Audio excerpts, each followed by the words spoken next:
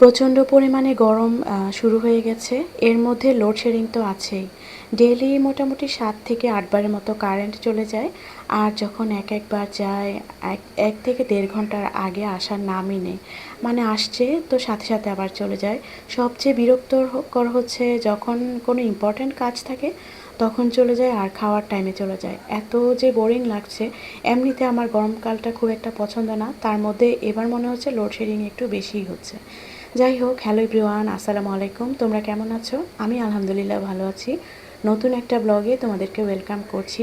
এই গরমের মধ্যে কোনো কাজই করতে ইচ্ছে করে না, অনেক কাজ জমা হয়ে থাকে, কিন্তু কেন যেন এত আলসেমিতে ধরে, আজকে করব কালকে করব করে করে আর করাই হচ্ছে না। এই তো দেখো, সামনের রুমের সেটিংটা আমি কয়েকদিন ধরে চেঞ্জ করব।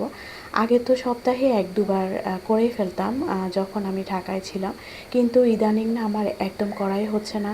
প্রতিদিনই ভাবি যে কালকে করব, আজকে করব, এরকম করে করে প্রায় ১ মাস পরে আজকে চেঞ্জ করছি। যদিও একটু কষ্টকর, কিন্তু যেদিন আমি এ ধরনের কাজ করি এত ভালো লাগে। হালকা পাতলা একটু চেঞ্জ না মনে অন্য ধরনের শান্তি আনে। আমার কাছে কেন যেন অনেক ভালো লাগে। একটু বিছানা চাদর চেঞ্জ, একটু টেবিল ক্লথ চেঞ্জ, বা কিছু একটা চেঞ্জ এদিক সেদিক করা। যাই হোক, আজকে দুপুরে লাঞ্চের জন্য রান্না করেছিলাম ট্যাংরা মাছের চচ্চড়ি আলু দিয়ে, আর হচ্ছে ইলিশ মাছের লেজের ভর্তা। বেশি করে আলু কুচি, পেঁয়াজ কুচি, ধনিয়া পাতা, কাঁচামরিচ, রসুন বাটা, হলুদ গুঁড়ো, মরিচ গুঁড়ো, জিরা ধনিয়া গুঁড়ো সব কিছু দিয়ে ভালো করে মেখে তারপর হচ্ছে চুলায় বসিয়ে দিয়েছি।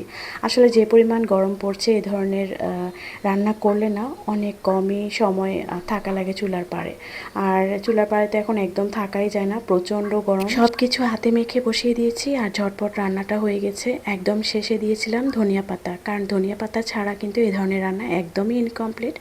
আর আমার কিন্তু ধনিয়া পাতা অনেক প্রিয়। মাঝে মাঝে এখানে থাকে না, কারণ আমার শ্বশুর শাশুড়ি একটু কমই খায়। যাই হোক, একদম সুন্দর করে রান্নাটা কমপ্লিট করেছি। সে সাথে ছিল ইলিশ মাছের লেজের ভর্তা। ইলিশ মাছের লেজটা ভালো করে ভেজে নিয়েছি, একটু শুকনা মরিচ আর হচ্ছে পেঁয়াজ কুচি, তারপর সামান্য লেবুর রস, আর হচ্ছে ধনিয়া পাতা কুচি, পরিমাণ মতো লবণ, সেই সাথে হচ্ছে সরিষার তেল।